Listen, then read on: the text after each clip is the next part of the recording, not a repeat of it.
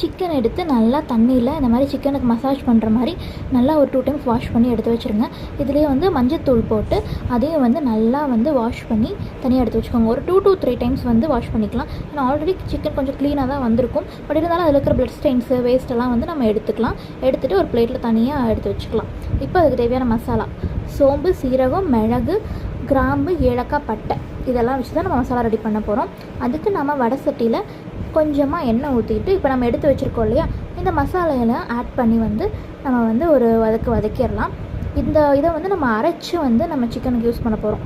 இதில் வந்து சின்ன வெங்காயம் கட் பண்ணி வச்சு அதையும் ஆட் பண்ணி நல்லா பொன்னிறமாக வர வரைக்கும் வறுத்துருங்க. அதுக்கப்புறம் வரமிளகா உங்கள் காரத்துக்கு தேவையான அளவு விதையை எடுத்துகிட்டு ஆட் பண்ணிக்கோங்க.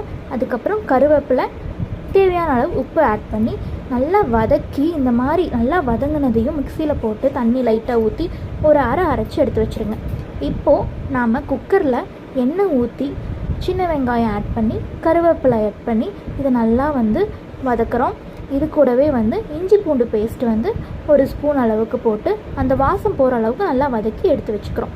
இதுலேயே வந்து நம்ம கட் பண்ணி வச்சுருக்கிற தக்காளியும் ஆட் பண்ணிக்கிறோம். தக்காளியை நல்லா வதக்கிட்டுருக்கோம். இந்த ஸ்டேஜில் வந்து தேவையான அளவு உப்பையும் ஆட் பண்ணி இதை வந்து நல்லா மிக்ஸ் பண்ணி விட்டுறோம். இதில் நம்ம தேவையான மசாலாவெல்லாம் ஆட் பண்ணணும். என்னென்ன மசாலாங்கிறத பார்க்கலாம். இப்போ நல்லா வந்து தக்காளி வந்து வதங்கிட்டே இருக்குது. நம்ம இதில் வந்து தனியாத்தூள் தேவையான அளவு ஆட் பண்ணிக்கோங்க.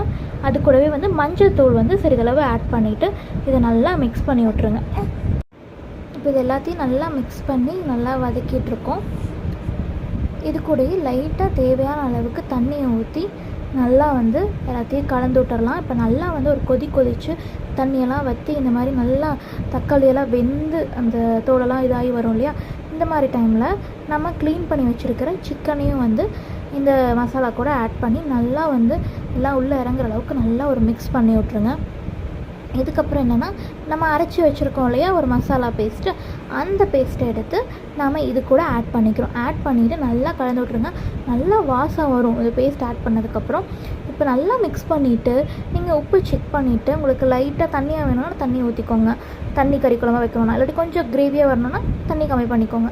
இப்போ உப்பு செக் பண்ணி உப்பை ஆட் பண்ணிட்டு பொடி பொடியாக நறுக்கி வச்சுக்கிற கொத்தமல்லி தலையை ஆட் பண்ணி கலந்து விட்டு நீங்கள் குக்கரை விசில் போட்டு ஒரு 5-6 விசில் விட்டு எடுத்திங்கன்னா ரொம்ப சுவையான சிக்கன் குழம்பு ரெடி.